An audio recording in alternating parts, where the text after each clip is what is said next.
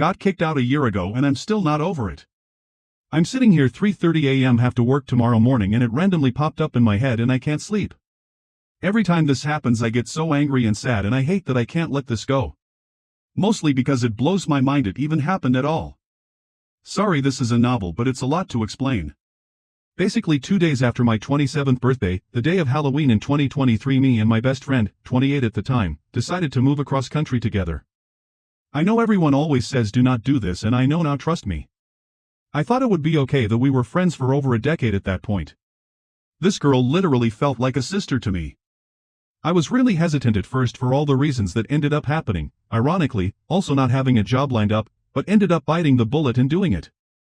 Felt like if I could trust anyone it would be her. We made all sorts of plans on stuff we would do when we moved and I was feeling excited. She got an offer for her dream job in Oklahoma. Yes, Oklahoma, so not even a place that was ever on my radar.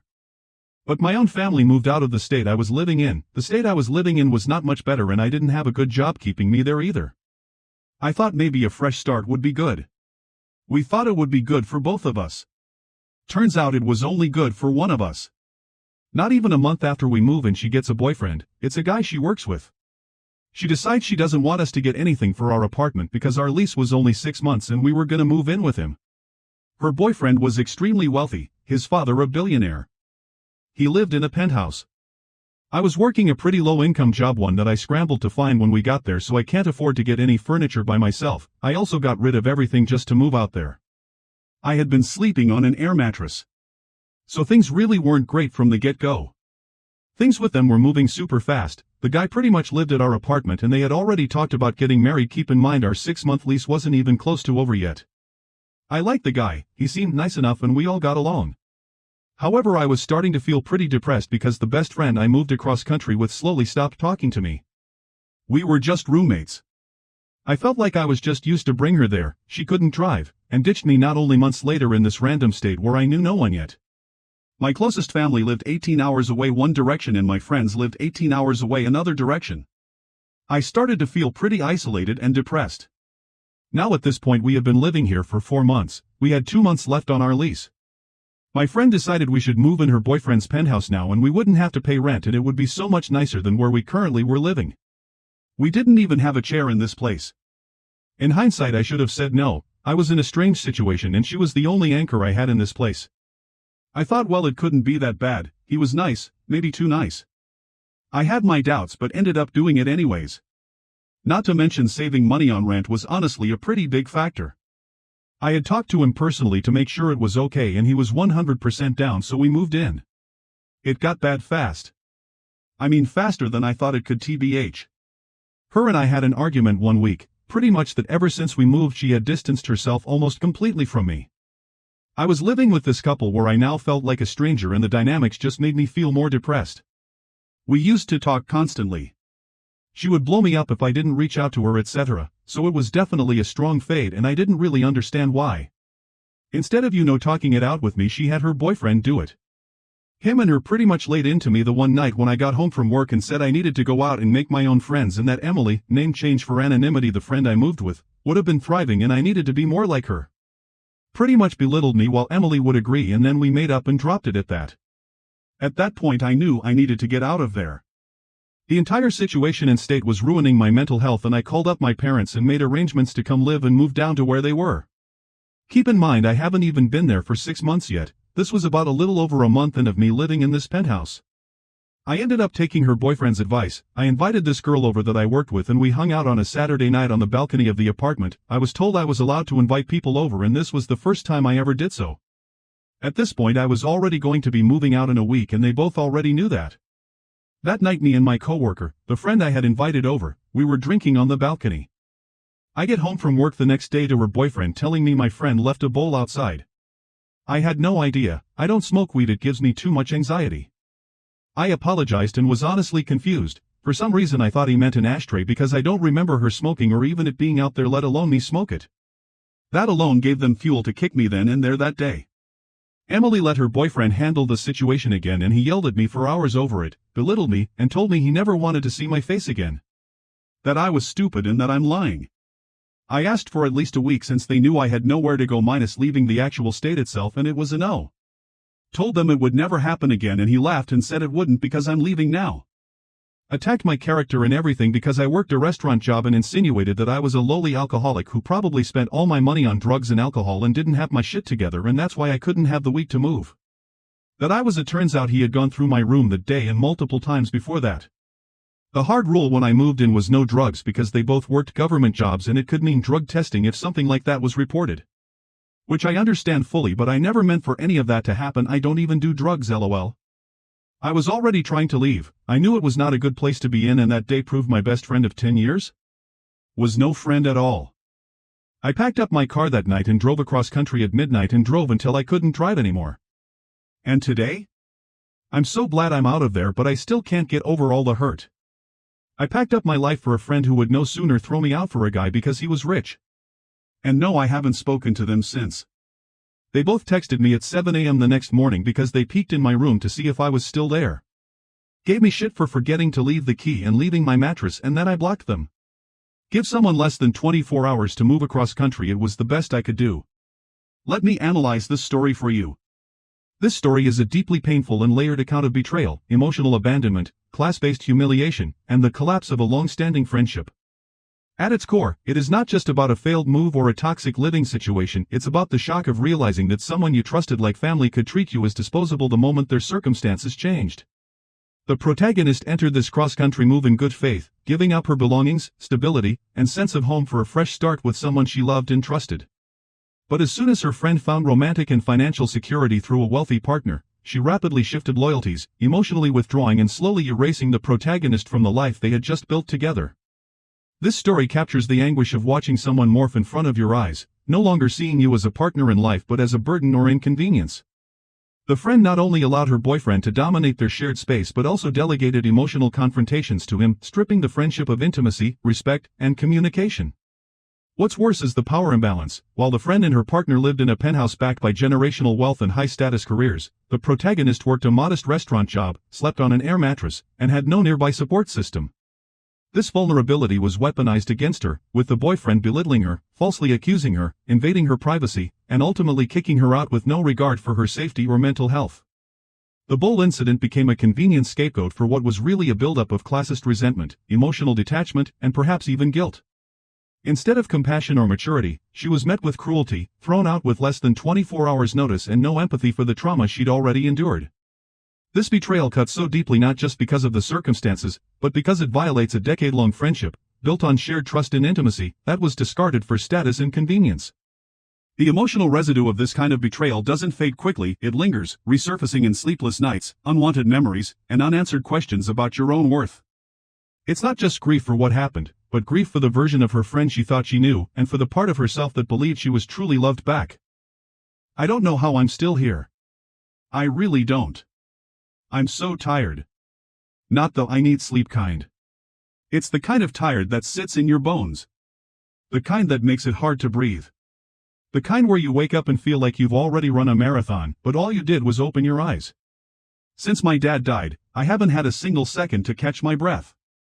His death wasn't peaceful. It wasn't quiet. It was traumatic in a way I still can't bring myself to describe, and it shattered something in me. I can't explain the weight of watching someone you love go like that. And I feel like the universe hasn't stopped kicking me since.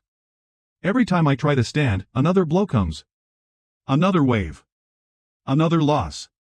It just doesn't fucking stop. Recently, someone else I cared about deeply died. Kuz. My darts partner. My friend. One of the few people in my life who made me feel like I could actually be myself without judgment. He was always so full of joy, always smiling, like the kind of man who carried light with him wherever he went. Darts was hard for me.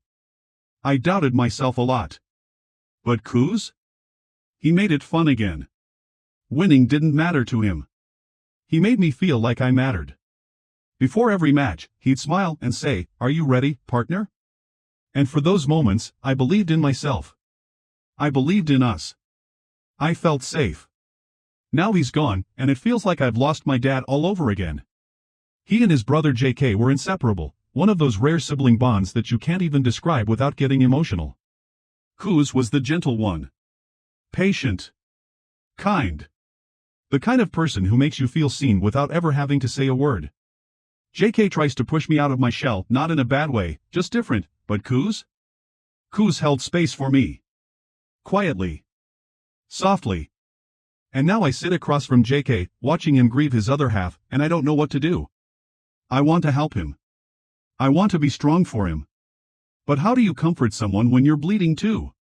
Last night, we sat together, me, JK, and someone else, and they started talking about loss. About pain. I wanted so badly to speak. To say something. Anything. I had this massive lump in my throat, like barbed wire, like it would tear me open if I tried. And when I finally did try, they just spoke over me. Like I wasn't there.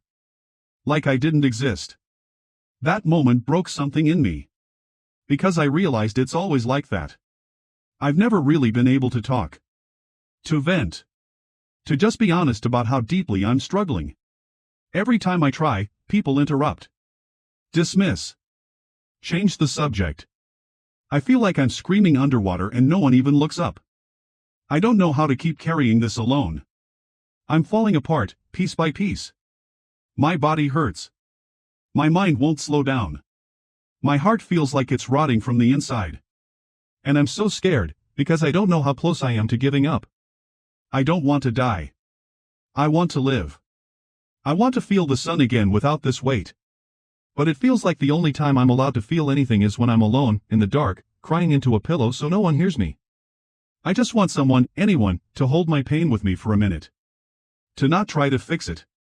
Not silence it. Just say, I hear you. I see you. You matter. Because right now, I don't feel like I matter to anyone. And that hurts more than I can say. Let me analyze this story for you. This story is a deeply emotional, unfiltered portrait of someone grappling with immense, compounding grief, emotional neglect, and a profound sense of isolation that has eroded their will to keep going. At its core, it is not just a narrative of loss, but of being left behind emotionally, of living through tragedy after tragedy with no room to process, no space to rest, and no one willing to sit in the darkness beside them. The death of the narrator's father is the first major rupture, not just in their life but in their psyche. It was a traumatic, violent loss, not the kind of quiet passing that some people prepare for, but the kind that shatters your nervous system, that changes how you breathe, how you sleep, how you exist. They describe a sense of exhaustion that is not physical, but existential, a tiredness woven into the fabric of their being, a kind of chronic despair that persists no matter how much rest they get. This is the kind of fatigue that comes from holding in years of unspoken anguish, from wearing a mask for too long, from shouldering the weight of grief without the relief of being seen, heard, or validated. The recent death of Kuz, their darts partner and friend, peels open the still bleeding wound. Kuz wasn't just a friend, he was one of the rare people who gave the narrator permission to be themselves, who met them with joy, lightness, patience, and a quiet acceptance that made life feel a little more livable. He didn't just make darts fun, he made the narrator feel worthy, safe, and human in a world that often made them feel like a burden. Losing him was more than losing a teammate, it was like losing a safe place, a mirror of comfort and recognition. It compounded their previous trauma, creating an unbearable emotional echo that reminded them how alone they really are. Even the people who are still around, like Kuz's brother JK, aren't quite able to hold the space the narrator so desperately needs. There's a tragic irony in watching someone else grieve when you're grieving too, and feeling like you have to be the strong one even as your own soul is collapsing. It brings out the central agony of this story. How do you comfort others when you are barely keeping your own head above water? The most devastating element, though, is the persistent invisibility the narrator feels. The moment at the end, when they try to speak about their pain and are talked over, ignored, is not just a minor social discomfort. It's a culmination of years of emotional neglect and invalidation. It's a metaphor for their entire internal experience. The world keeps moving, keeps talking, keeps ignoring, while they are drowning. And when they finally try to cry out, their voice doesn't even register. This moment becomes the breaking point, not because it's the worst thing that ever happened, but because it affirms the unrelenting truth they've come to believe, that their pain doesn't matter, that they don't matter. They're not asking to be saved, or even fixed, they're asking for someone to sit with them, to simply see them, to acknowledge the weight they're carrying without rushing in to cover it up or explain it away. The fact that this simple human need has gone unmet for so long is what makes this narrative so deeply tragic. What elevates this story beyond a typical account of grief is the clarity and intensity with which the narrator expresses their internal state. They articulate the kind of sorrow that lives not on the surface, but deep inside the body, the kind that makes existing feel like a constant struggle. They are not numb, they are too full of feeling, but those feelings have nowhere to go. The story does not shy away from the uncomfortable truth that sometimes, the desire to live is not enough when you feel chronically unseen and unheard. The narrator doesn't want to die, they want to feel alive. They want to feel sunlight without the weight, to cry without shame, to speak without being silenced. And more than anything, they want proof that they still matter, to someone, to anyone. This cry for recognition, for presence, for emotional witness, is as human as it gets. It's a reminder of how vital it is to listen, to notice, to care, and how catastrophic it can be when that care is withheld. My dad told me if I kept eating I'd never lose weight, then kick me out. I, 24F, recently moved back to my parents' house across country while my fiancé, 25M, is making the transit to a new naval station in Hawaii. My parents were very physically and verbally abusive growing up, which led me to having PTSD and severe panic disorder, but through therapy, I thought our relationship had grown. My fiancé has been nothing but kind to me and woke me up to how bad life was at my parents' house through his kindness and empathy. I gained about 8 pounds when I took steroids for bronchitis. I was in the 120s most my adult life, but am currently 133 at 5 feet 4 inches. So on the higher end of a healthy BMI. Regardless, I felt really insecure about my weight, and have struggled with disordered eating in the past, which I'm very open about. My dad has made snide comments about my body. We're very open, so I discussed my insecurities and struggles. Instead of saying I'm beautiful as I am, or even having a neutral response, he told me my ideal weight is 123, that athletic bodies look nicer than my curvy, hourglass body, and that if I feel hungry at night I should just go to sleep. I've been doing moderate to intense cardio daily for at least 30 minutes a day, plus strength training 3-4x a week and stretching, along with switching up my diet completely from eating fast food to eating my Japanese mom's dishes. I have put in the work, but I still haven't dropped much weight, though my body looks visibly toner, clothes are fitting better, and I'm definitely stronger. My parents and I were eating dinner. My mom made some fries and encouraged my dad to eat. He asked where the leftover mashed potatoes were and I apologized and said I ate them last night. Keep in mind, I only eat 2 meals a day, no snacks, so the mashed potatoes along with the turkey sandwich I ate would have been my 3rd meal. He replied, if you keep eating you're never going to lose weight. I could feel myself holding back tears and my mom immediately asked if I was okay. I expressed that I was really hurt. He couldn't understand why and called me too sensitive, and I said he was a bully. What proceeded was a screaming match where he got 2 inches away from my face, yelling at the top of his lungs. I pushed him back, but he kept getting in my face as I cried. I told him he was mean, and that my psychologist had once told me if I could just get the hell out of this toxic house, that I would be so much better with my anxiety, which was true. I went from an agoraphobic who couldn't leave my bedroom to someone who can volunteer at a free clinic and go shopping alone after moving across country with my then boyfriend. He said that my favorite word of the day was toxic, and if the house was so terrible I best find another place to stay. I yelled fine, as my mom cried and begged me not to leave. She had been very physically abusive growing up but had atoned for a lot, taken accountability, and genuinely grew. I packed up a suitcase and left. I stayed at a hotel last night and called my future Mael, who called my dad's behavior unacceptable and opened her door to me. My mom brought me home to eat breakfast together before my dad woke up. I'm at a loss as to what to do.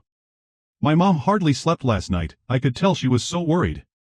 She stood up for me during the argument, saying that I was doing all the right things to lose weight and the meal she made the night before was too light to stay full from, soba with eggs and cucumber, usually a lunchtime meal in Japan.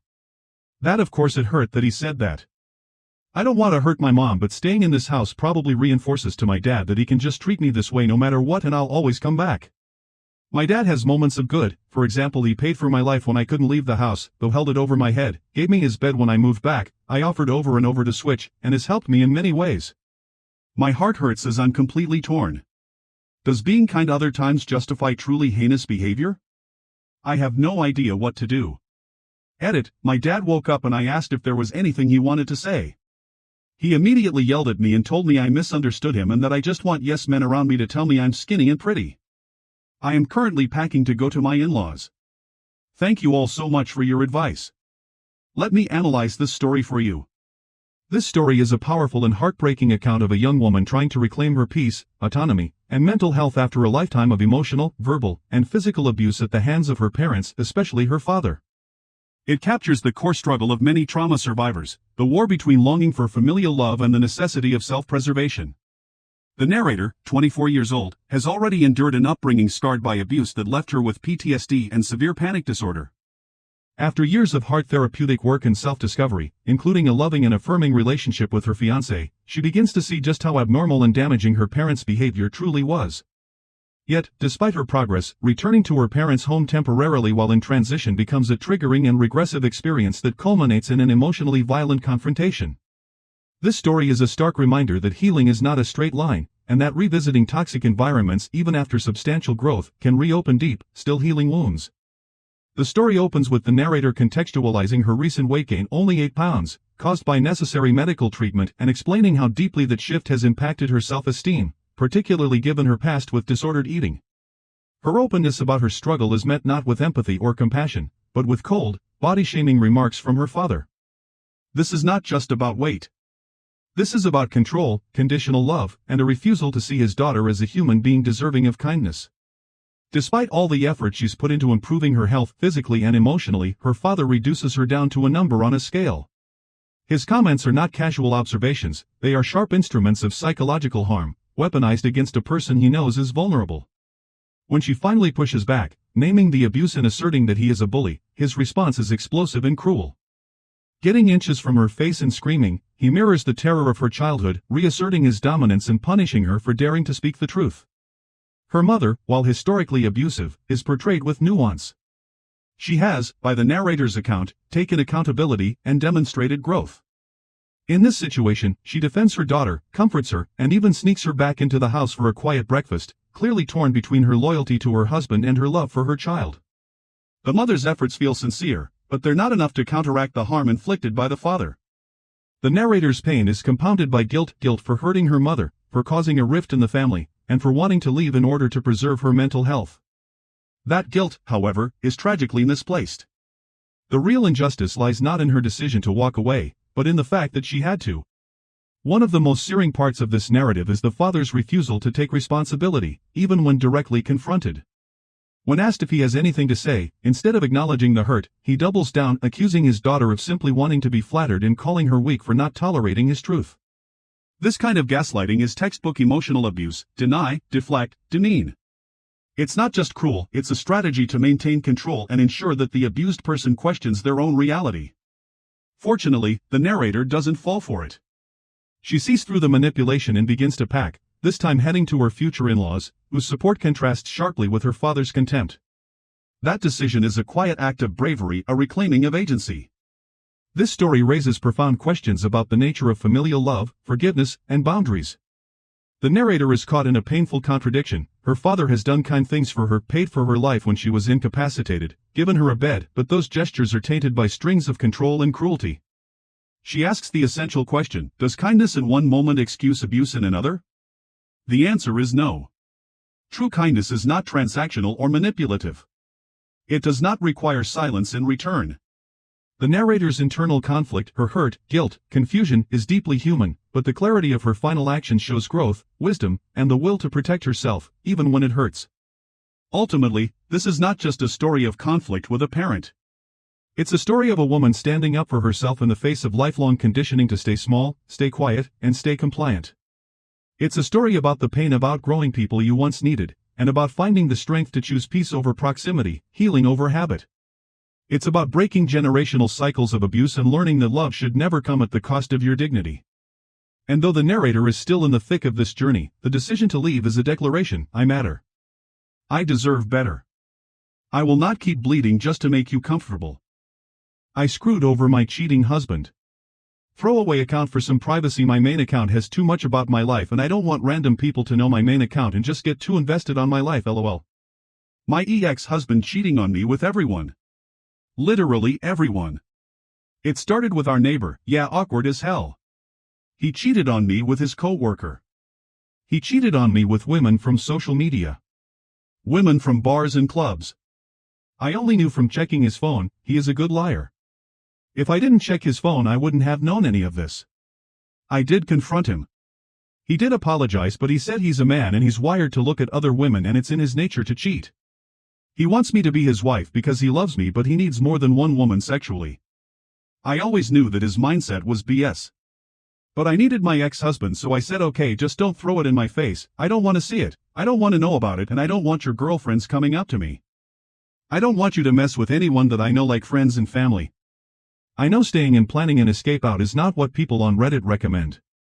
I never posted about my marriage ever until now because I know everyone here would just tell me to pack a suitcase and leave, but that's easier said than done. I'm not trying to be homeless or in a situation that would hurt me more. I'm thinking of shelter and being secure financially. I have kids. I had small children. I wasn't going to risk seeing them only half of the time. I don't have enough money of my own to make it myself, and child support isn't enough, especially back then when my ex-husband didn't make that much money. I would just have been screwed over if we had divorced right then and there, especially during that time we weren't even married that long and we were stuck in an apartment lease, so we didn't even have any property. And trust me, I did talk to an attorney and I would have to share custody with husband, which I couldn't do, and I would be screwed financially. I've never been a forgiving person. I'm a resentful woman. I will screw you over worse than you did me. It might be slower, but it will sting worse than what you did to me. I hate you and I hope you do see this post. You're always on this sub. That's how I knew about it. He would always read me people's confessions on here, and now you have one written about you. What a terrible man you are. I stayed with my ex-husband for 12 years. I left him when I was ready. During the marriage, my ex-husband paid for my schooling to be an esthetician. I went to college for a useless degree and it didn't help me at all in life, so I used my ex-husband to pay for esthetician training.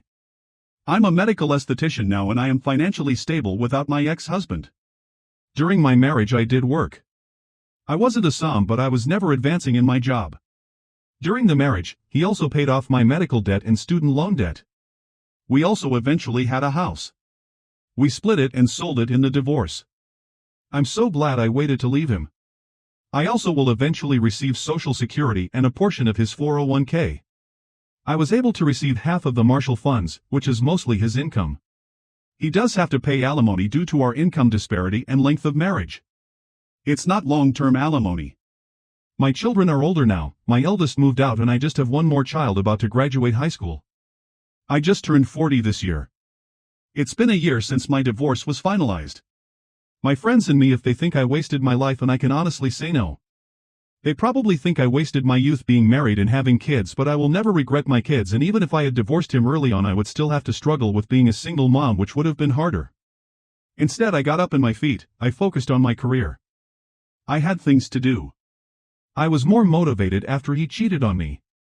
I still lived my life even though I was married to an idiot. I had my causal sex here and there too, he never knew about it.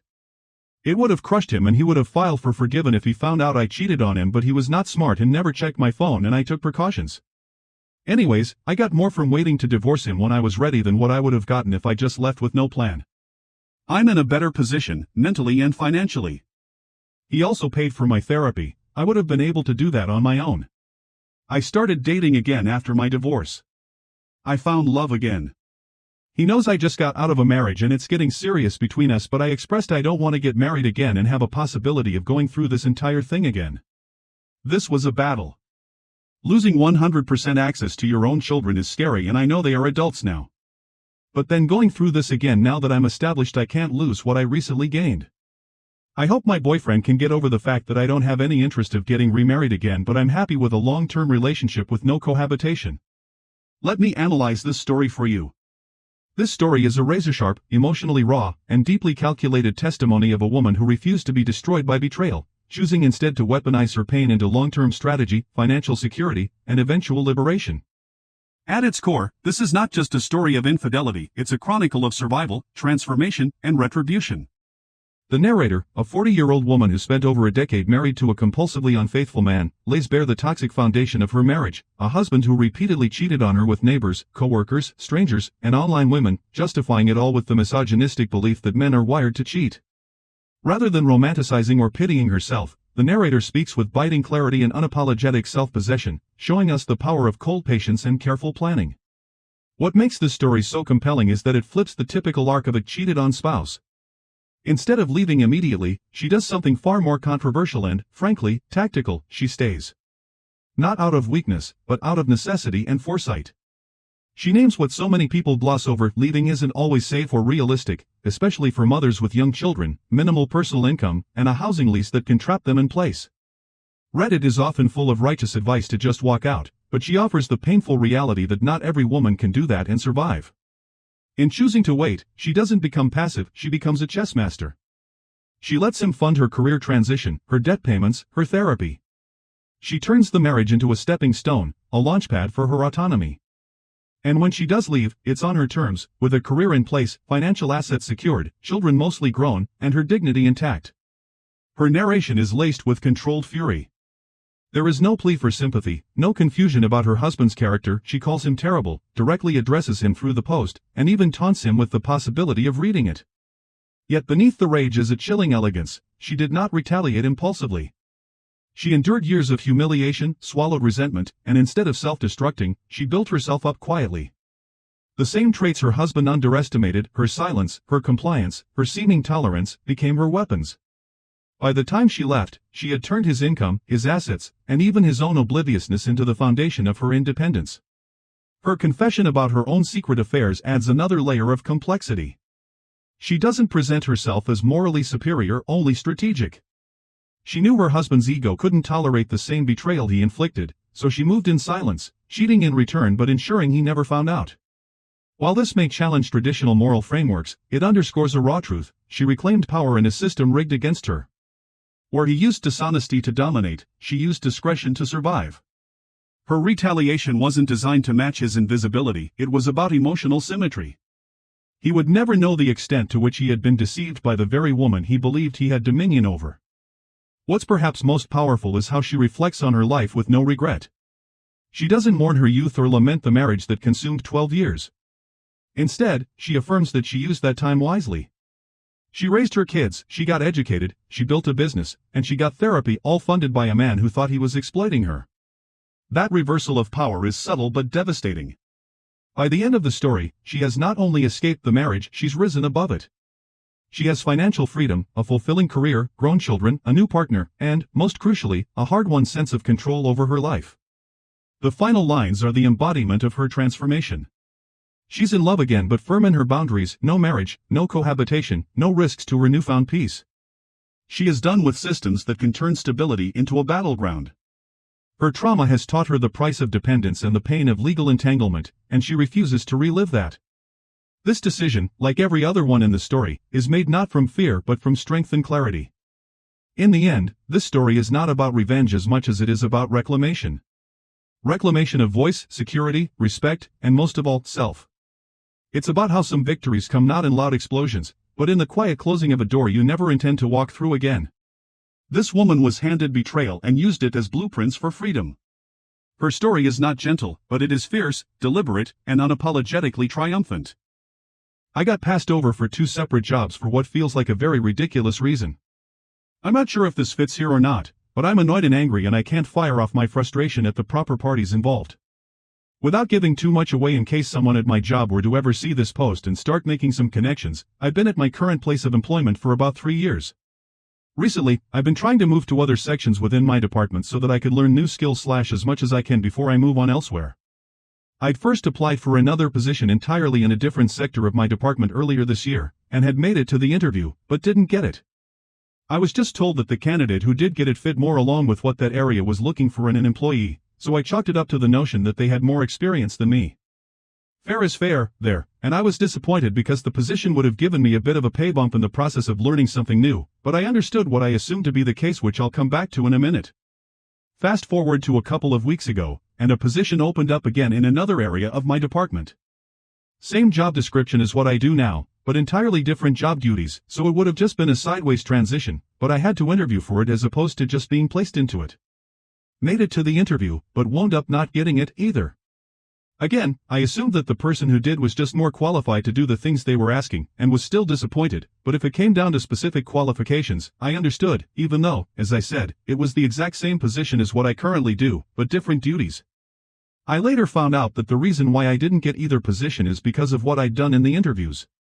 Prior to the first interview, I'd written down some helpful information to reference based on some of the operations of both the department in general and based on the specific area I was trying to get into. I'd Googled some helpful interview tips, and in each source I saw, LinkedIn, Indeed, ZipRecruiter, to name a few, all stated that having some notes to fall back on makes you appear as though you're really trying your hardest to stand out in the interview as opposed to BSing your answers. Someone on the panel thought differently, however, not liking that I did so, but no one communicated to me after the fact that this was the case, so I wouldn't do it again. I proceeded to reference notes again in the second interview for one of the questions that was asked, and that was my second undoing, because the same person who had an issue with it the first time was also on the second interview panel. So, to recap, I didn't get passed over for both positions because I didn't know the answers to the questions being asked. It wasn't entirely because of my skill level or amount of job knowledge. Again, I've been here 3 years, and certainly know a whole lot more than I did when I first started. It wasn't even because of how I interviewed in general, because they'd all told me that I did a nice job despite being visibly nervous. It was because I utilized notes to keep my nervousness from having me falter on information I actually did know about in some capacity, even if there were certain areas I didn't have hands-on experience with, and because someone dropped the ball after my first interview and didn't warn me about what not to do going forward, making me inadvertently make the same mistake a second time, trying to prepare myself as best as possible in my efforts to move around / up as high and far as I could go given my current skill set. I've been fuming about this since I found out what I found out, and I can't really vent to anyone on the job without making a disappointing situation worse for myself, and, now, any opportunities one had to get out of what I'm currently doing have been filled, with new opportunities being very few and far in between. Unfortunately for me, everyone likes their jobs up here. It's also making it very difficult to maintain a professional relationship with some of the parties involved in this because I find the reasoning to be incredibly petty, and I'm not sure what to do with my feelings. Let me analyze this story for you. This story is a masterclass in quiet professionalism clashing with the arbitrary politics of workplace culture. It's not loud or explosive. It doesn't involve betrayal, abuse, or even direct confrontation, but it captures something deeply relatable and maddening, the experience of doing everything right and still being punished for it. The narrator, an employee of 3 years trying to grow within their department, walks us through a series of job rejections that don't stem from poor qualifications, bad behavior, or lack of initiative, but from something as absurdly benign as using notes in an interview. What emerges is a story of silent injustice, unspoken expectations, and the frustrating opacity of professional advancement. What stands out immediately is the narrator's measured tone. They're not asking for sympathy, and they don't lash out. They lay out the facts, they prepared thoroughly, researched proper interview etiquette from reputable sources, and tried to compensate for nerves with strategic note-taking. The irony is rich. What the internet hails as best practice for job interviews was perceived by at least one panel member as a lack of professionalism or preparedness. This discrepancy between external expectations and internal politics forms the heart of the story's tension. The narrator was penalized not for a failure of competence but for violating an unspoken aesthetic standard, some intangible idea of what confidence and readiness are supposed to look like. But the deeper issue here is not the use of notes. It's the lack of transparency. After the first rejection, no one offered feedback or direction. No one said, "Here's what we'd prefer you do next time." The narrator, trying to be better, simply repeated what they thought worked only to unknowingly commit the same offense twice. This isn't just a personal grievance, it's a systemic flaw in the way many organizations handle internal promotions and employee development. If feedback isn't shared, growth isn't possible. And if a single person's subjective opinion can derail an otherwise strong candidate, the process isn't meritocratic, it's performative. The story also speaks to the silent cost of professionalism. The narrator doesn't rage. They don't burn bridges. They don't scream or demand justice.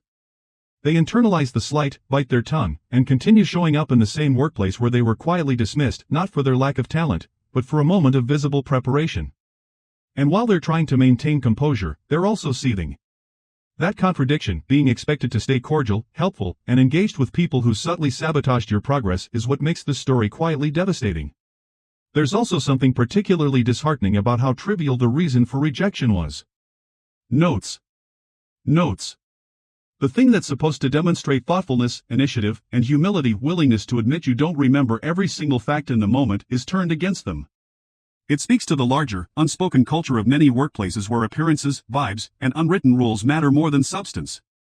Where being polished trumps being prepared. Where fitting a mold matters more than showing promise. And yet, the narrator shows restraint and resilience. They keep working. They don't implode.